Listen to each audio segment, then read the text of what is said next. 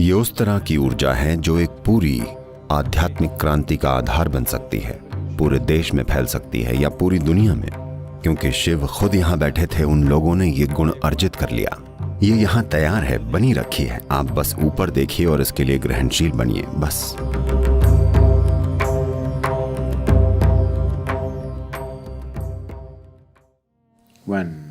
जब स्वयं आदि योगी दुख की अवस्था में थे, या शायद दुख सही शब्द न हो, जब वो अपने ही प्रति एक कड़वाहट की अवस्था में थे, जब वो उस वचन को पूरा नहीं कर पाए जो एक तरह से उन्होंने एक भक्त को दे दिया था। Because he got deceived. क्योंकि उनके साथ कुछ शक्तियों ने छल कर दिया। वो खुद से निराश थे और नाराज थे। मायूसी की एक खास अवस्था में थे। वो स्थिति में आए और आकर बैठ गए। शायद आप में से ज्यादातर ये कहानी जानते हों कि वो ऐसे क्यों हो गए थे। आसान शब्दों में कहें तो एक दक्षिण भारतीय महिला, दक्षिण के भी दक्षिण में, उपमहाद्वीप का वो सिरा जो आज एक अरसे तक जिसे नागरकोइल के नाम से जाना गया, जिसका मतलब है सर्प मंदिर, आज उस सिरे को कन्याकुमारी कहा जाता है, जहां 3 सागर मिलकर एक हो जाते हैं। तो एकदम नीचे दक्षिण की ओर एक स्त्री भक्त ने उनके लिए अपना प्रेम जताया और कहा, उसने उनके लिए एक डेट तय कर दी। नहीं, वो उन्हें डेट नहीं कर रही थी, उसने उनके लिए एक तारीख निश्चित की कि इस तारीख तक, इस दिन सूरज के उगने तक अगर आपने आकर मुझसे शादी नहीं की तो मैं अपना शरीर छोड़ दूंगी। तो जब उन्होंने उसकी ओर देखा, जब उन्होंने दक्षिण की ओर देखकर और उस तीव्रता को देखा जिससे वो ये बात कह रही थी, तो वो जान गए कि यह वास्तविक है।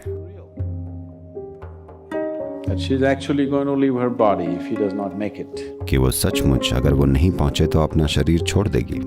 तो उन्होंने हिमालय के ऊपरी इलाकों से होकर नीचे दक्षिण की ओर अपनी यात्रा शुरू कर दी। तो वो बस आखिरी तारीख तक पहुंचने की कोशिश में है, लेकिन वहां कितने ही ऐसे लोग हैं जो नहीं चाहते कि वो एक दक्षिण भारतीय औरत से शादी करें। इसलिए उन्होंने उनके रास्ते में अलग अलग तरह की रुकावटें खड़ी की, पर वो उन सबको अनदेखा करके आगे बढ़ते रहे। जब वो उस जगह के बहुत नजदीक पहुंच गए, जब वो बस 22 किलोमीटर दूर थे, तो उन लोगों ने किया ये कि उन्होंने कपूर का एक बहुत बड़ा ढेर लगाया और उसे जला दिया बहुत दूर। सुबह सुबह जब धुंध होती है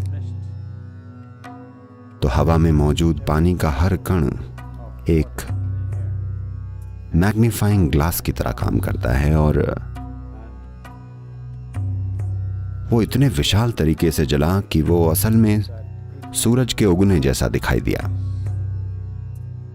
तब उन्होंने उनसे कहा, सूरज ऊपर आ गया है, उसने वैसे भी अपना शरीर छोड़ दिया होगा, आप वहां किस लिए जा रहे हैं? He was just 22 kilometers away from that place. वो उस जगह से बस 22 किलोमीटर दूर थे।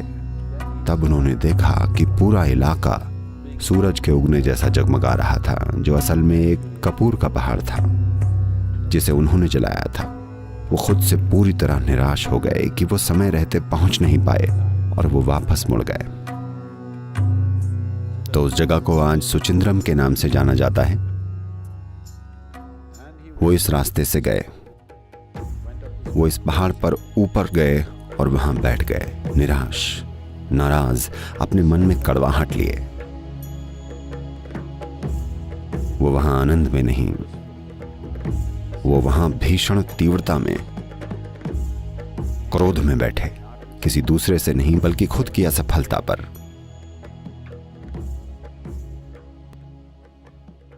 तो क्योंकि वो वहां उस स्थिति में बैठे जो दुर्लभ है, इस जगह ने पूरी तरह एक अलग ही तीव्रता अर्जित कर ली। इसमें पूरी तरह एक अलग गुण आ गया और इसने योगियों की एक पूरी की पूरी श्रृंखला को जन्म दिया, जो वहां इसलिए साधना करने गए क्योंकि शिव खुद वहां बैठे थे और उन्होंने ये गुण अर्जित कर लिया। वो उसी गुस्से और तीव्रता के साथ चले, किसी और के साथ गुस्से में नहीं, बस यूं ही गुस्से में, किसी चीज को लेकर नहीं। तो उससे योगियों की एक पूरी श्रृंखला निकली।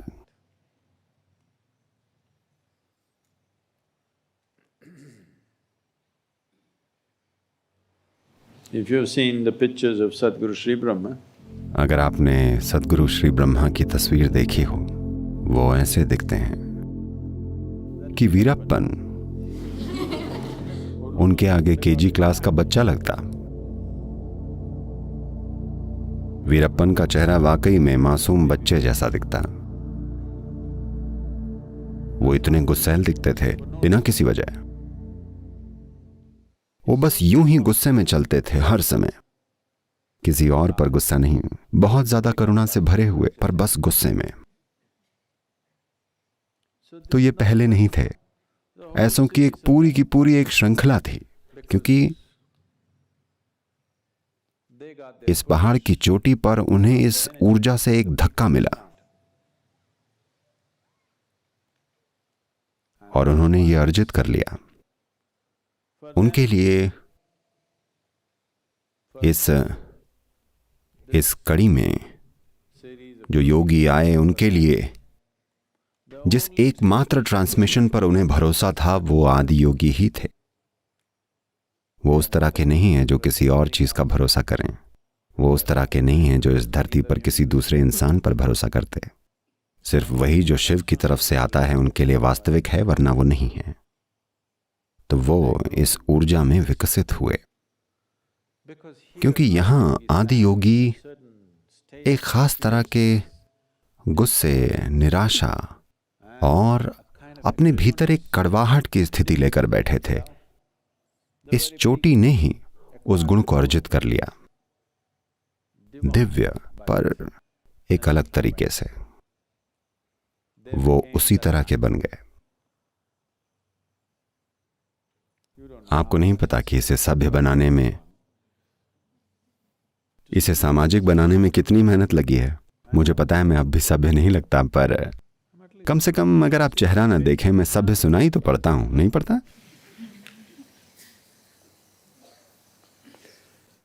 तो जो ऊर्जा, जो तीव्रता ये पहाड़ ट्रांसमिट कर सकता है, ये चोटी लोगों के साथ जो कर सकती है, वो बहुत अद्भुत है। अगर हमें इस तरह की ऊर्जा पैदा करनी हो तो बहुत ज्यादा काम करना पड़ेगा, बहुत ही ज्यादा। यहां ये तैयार है, बनी रखी है। आपको करना बस इतना है कि ऊपर देखिए और कहिए शिव। आपको करना बस ये है कि इसकी ओर ग्रहणशील बनना है, बस।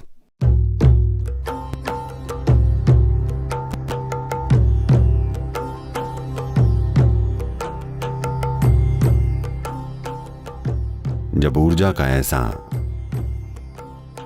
आधार उपलब्ध हो, ये उस तरह की ऊर्जा है जो पूरी आध्यात्मिक क्रांति के लिए एक आधार बन सकती है, जो पूरे देश में फैल सकती है, ये पूरी दुनिया में। ये खत्म होने वाली ऊर्जा नहीं है, ये कभी ना खत्म होने वाली ऊर्जा है। ये ऐसी चीज नहीं है जो खत्म हो जाएगी। ये कुछ ऐसी है कि आप जितना लेंगे ये उतनी ही शक्तिशाली बन जाएगी।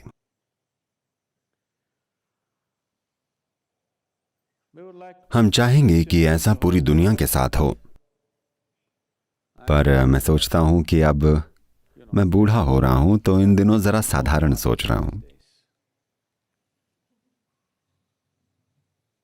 मैं सोच रहा हूं कम से कम वो लोग जो तमिलनाडु में पैदा हुए हैं, उन्हें तो इस ऊर्जा के संपर्क में आए बिना अपना जीवन नहीं गुजार देना चाहिए। कम से कम उन 6 करोड़ 20 लाख लोगों के साथ ऐसा जरूर होना चाहिए। हम बाकी देश को छोड़ देना नहीं चाहते, पर मुझे पता है कि अगर ऐसा पूरे तमिलनाडु के साथ हो, तमिल लोग बड़े जोशीले लोग होते हैं, मुझे यकीन है कि वो ये पक्का करेंगे कि बाकी का देश भी इस ऊर्जा के साथ कंपन करे। अगर वो सब इसे पालें। मेरे लिए निजी तौर पर इस पहाड़ का बहुत ज्यादा महत्व है, क्योंकि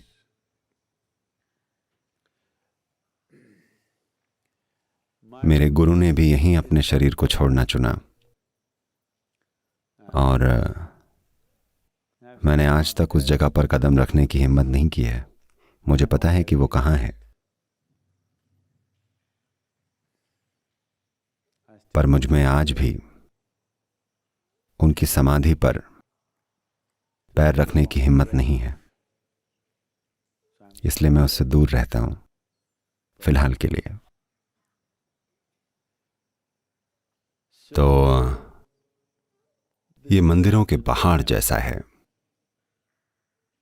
अगर आपको उस तरह की ऊर्जा का निर्माण करना हो, उसके लिए जो लगता है वो आसान नहीं है। ये बिल्कुल भी आसान नहीं है। ये असाधारण काम होगा। ये इतना महान होगा कि एक इंसान के लिए लगभग असंभव सा काम है, पर यह सब किया जा चुका है और तैयार रखा है बिल्कुल प्राकृतिक रूप में। अगर हम इसे काम में नहीं लेते तो ये बहुत बेवकूफाना होगा। खासतौर से लोकल जनता के लिए ये बहुत ही बेवकूफ़ी भरा होगा कि वो इस ऊर्जा का लाभ न लें, क्योंकि ये इंसान होने की हर चीज को रूपांतरित कर सकती है। और हम और ज्यादा गुस्से वाले योगी पैदा कर सकते हैं, जो शानदार लोग हैं पर जिन्हें दयालु और कोमल और करुणामय होने का दिखावा नहीं करना होता। वो बस वैसे हैं जैसे वो हैं। वो बिल्कुल वाइल्ड की तरह हैं। वो जंगल में एक बाघ या हाथी की तरह हैं जो हर चीज को रौंदता हुआ आगे बढ़ता है, पर वो जो भी करता है वो फिर भी उपयोगी होता है।